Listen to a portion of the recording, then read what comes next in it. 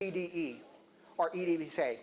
Now I want to point out a couple other things, like I said, is if you turn around and go back into wanting to know more about the software, RailOp.com, which is also noted on the bottom of the handout flyer there, is the website.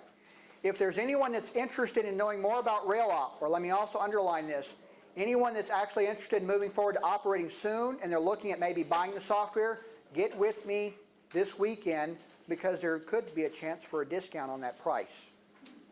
And no, I'm not involved in the company. I'm not working for the company. I just happen to got an option, I think, for us. If you need more information about RailOp, and there's a lot of great questions, I'm sure everybody here has probably been to a Yahoo group. Well, there's a great Yahoo group for RailOp. And I say it's great not because I think the moderator is a super guy, because I'd be talking about some jerk I know, but I will point out a great example. Somebody asked a question the other day, will this software run on a Mac? And I know the answer is yes. But what I went into the message group and typed Mac, and there was a handful of answers where people replied, yes, you can run it on Mac, and this is what I'm using. People will ask, well, what about an interchange track? And it's amazing, within a day or two, you'll have a couple replies from a lot of helpful guys in the group.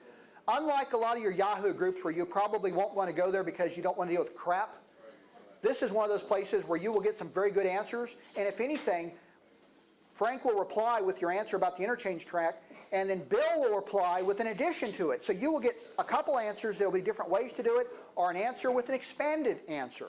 There's a lot of great information available online in the Yahoo group, and you do not have to join the Yahoo group to read the messages. And then, of course, there's always some jerks you'll find somewhere that you can pull up print list and go from there. And as a side note, anybody here going to see all the layouts got an extra room for somebody they want to talk more about operating, put me in your car because I'll ride with you this afternoon. Well, that pretty much covers most of what I got on RailOp. Hopefully I've answered a lot of questions. The one thing I hope everybody will take away is you're on your way home, it's supposed to be fun. Trains are supposed to be fun. We've all grown up having fun with trains.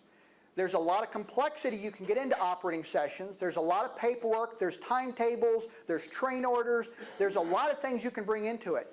I would urge you to figure out how the pedals work on the bicycle before you ask Dad to take the little training wheels off. Learn how to go one step at a time. In operating, think about just getting people to run trains on your railroad before you ask them to bring a stopwatch for running their switch moves. As they progress along, remember, it's all supposed to be fun about playing trains. At some point when you grow up and you're not having fun with trains, it's time to maybe look at something else.